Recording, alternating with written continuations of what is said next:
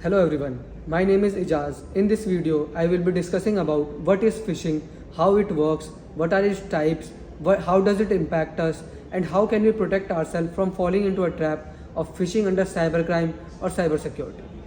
So, first, we need to understand what is phishing.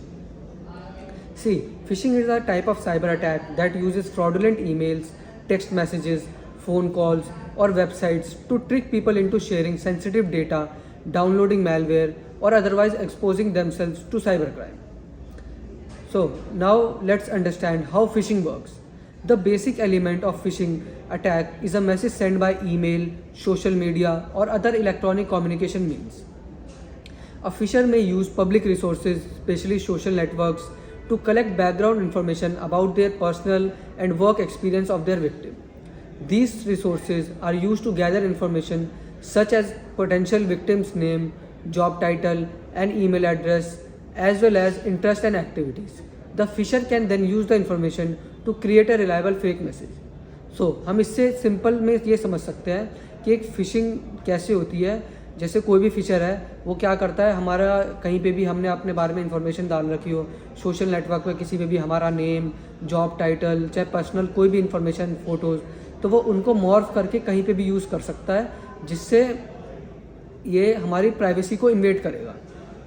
ठीक है, तो ये जर्नली क्या होता है कि जो ट्रस्टेड सोर्स होते हैं, जैसे वो हमें हमारे क्लोज कोई भी हो सकता है, कोई रिलेटिव भी हो सकता है, कोई फ्रेंड हो सकता है, इनमें से कोई भी हो सकता है, वो हमारी इन्फॉर्मेशन को कहीं पे भी गलत तरीके से यूज़ कर सकता है.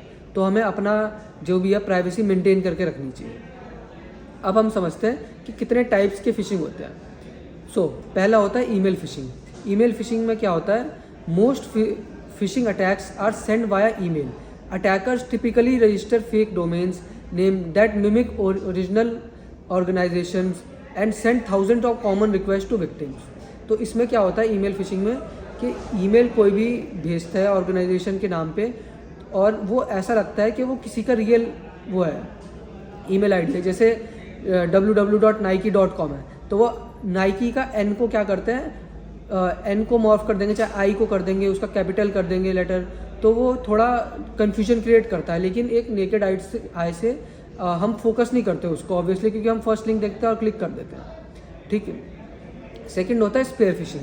स्पेयर फिशिंग में क्या होता है, इसमें भी ईमेल्स ही भेजे जाते हैं, लेकिन वो स्पेसिफिक पर्सन को भेजा जाता है. अब अटैकर क्या करता है, उसके पास पहले से कुछ ना कुछ हमारी इन्फॉर्मेशन होती है, जैसे नाम होता है, एम्प्लॉयमेंट होता है, चाहे जॉब टाइटल होता है हमारे पास उसका, चाहे ईमेल एड्रेस होता है, तो वो स्पेसिफिकली हमें टारगेट करता है. अब ये टारगेट हम कैसे बनते हैं, वो या तो हमारा कोई फैमिली मेम्बर भी हो सकता है दूर का, या फ्रेंड भी हो सकता है, कोई भी हो सकता है. अब थर्ड टाइप का है whaling. Whaling attacks target senior management and other highly privilege roles. अब क्या होता है वेलिंग में, जैसे बड़े बड़े कंपनीज होती है, उसके जैसे CEO होते हैं, चाहे CFOs होते हैं.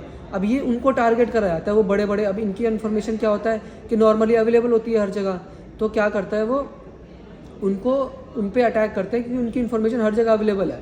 तो उनके नाम से वो दूसरी जगह पे मेल्स भेज देते हैं कि वो प्रिटेंड करते हुए कि मैं कहीं का CFO हूँ, चाहे ये डायरेक्टर हूँ.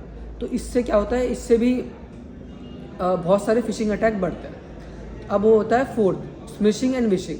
अब स्मिशिंग और विशिंग दो अलग तरीके होते हैं. विशिंग में क्या होता है, फ़ोन कॉन्वर्जेशन होती है, और स्मिशिंग में क्या होता है, टेक्स्ट मैसेजेस होता है.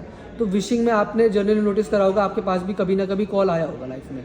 वो कॉल करते हैं आपको कि आपकी कुछ ना कुछ इन्फॉर्मेशन उनके पास पहले से होती है, वो बोलते हैं कंफर्म करने के लिए डिटेल, जैसे आपका कोई पार्सल आना है, तो वो फेक कॉल करके कि आपने ये ऑर्डर करा था, आपका ये इन्फॉर्मेशन थी, वो कंफर्म करते हैं और आप इस ट्रैप में फॉल कर जाते हैं. और लास्ट है एंगलर फिशिंग. एंगलर फिशिंग में क्या होता है, these attacks use fake social accounts belonging to well known organisations. The attacker use an account handle that mimics a legitimate organization and uses the same profile picture as the real company account.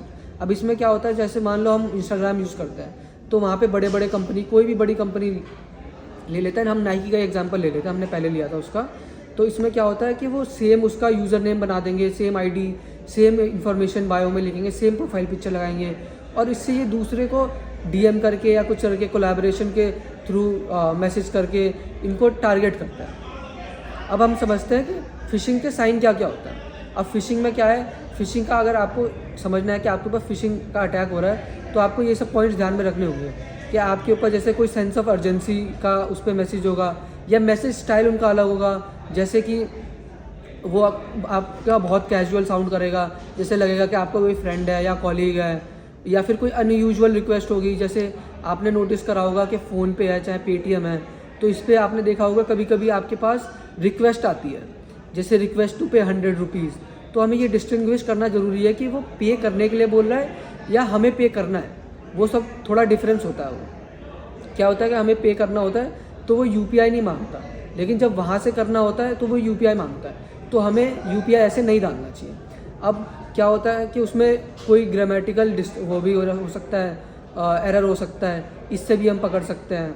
या फिर web page पे या web address पे कोई inconsistency हो, जैसे मान लो कोई भी एप्पल का ही है, www.apple.com है, अब वहाँ पे www.apple.co.com है, तो वो थोड़ा डिफरेंस क्रिएट करता है। तो ये सब भी होता है, वो छोटे छोटे माइनर डिफरेंस आके फिशिंग अटैक में हम फंस सकते हैं। ठीक है, या तो वो कोई हमसे पेमेंट की इन्फॉर्मेशन मांग रहा हो या पर्सनल डेटा मांग रहा हो, ये सब भी होता है। तो ये सब हो गए हमारे साइंस समझने के कि ये फिशिंग अटैक के हम एक हो सकता है फिशिंग अटैक हो हमारे ऊपर ये। ठीक है, अब हम इम्पैक्ट समझते हैं कि इसके इम्पैक्ट क्या क्या होता है। अब मान लो हम में से कोई भी है, तो ये हर पर्सन जो होता है वो अलग अलग उसके ऊपर इम्पैक्ट होते हैं। कुछ का जैसे फाइनेंशियल लॉस हो सकता है, या आइडेंटिटी थेफ्ट हो सकता है, या उसका रेपुटेशन को डैमेज हो सकता है, या उसका बिजनेस ऑपरेशन हो वो डिस्टर्ब हो जाए, या कोई मेलवेयर हो वो उसके में डाउनलोड हो जाए, उसके सॉफ्टवेयर में, लैपटॉप, कंप्यूटर, किसी में भी।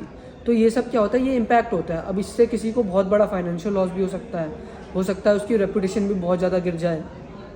फिशर्स का यही पर्पस होता है कि वो आपको इम्पैक्ट करे किसी ना किसी तरीके से, और आप उनको पे करें ताकि वो आपका इन्फॉर्मेशन वापस से आपको दे सके। सो नाउ लास्ट, अब हम समझते हैं हम इसको खुद से कैसे बचा सकते हैं। तो preventing phishing attack requires a combination of user training to recognize the warning signs and robust cybersecurity system to stop payloads. Email filters are helpful with phishing, but human prevention is still necessary in the cases of false negatives. अब ये क्या है कि एक individual खुद को कैसे बचा सकता है फिशिंग से। अब ये क्या होता है कि या तो वो ट्रेनिंग ले कहीं पे फिशिंग अटैक्स को समझने के लिए, या कोई भी लिंक आ रहा है आपके पास तो उनको क्लिक नहीं करना है। आपको पहले समझना है कि कहाँ से आ सके, इसका रिलायबल सोर्स है कि नहीं। या तो एंटी फिशिंग सिक्योरिटी यूज़ करें, या हमारा जो भी हम वेबसाइट्स यूज़ करते हैं चाहे सोशल मीडिया यूज़ करते हैं उसका पासवर्ड रेगुलरली चेंज करें हम। या तो हम अपने सॉफ्टवेयर को हमेशा अपडेट रखें, और फायरवॉल्स को हमें हमेशा इंस्टॉल रखना चाहिए। और कोई भी पॉपअप मैसेज जैसे लिंक कुछ भी आ रहा है आपको अवॉइड करना चाहिए इनको क्लिक करने के। अब at last, in conclusion, phishing attacks are a serious problem that can steal your data. When it comes to your personal information, always confirm the person requesting for your data. If you are not sure whether the request is genuine or fraudulent, never share any personal data. Always stay alert and avoid such tricks and protect yourself from fraudster. Okay, take care. Bye.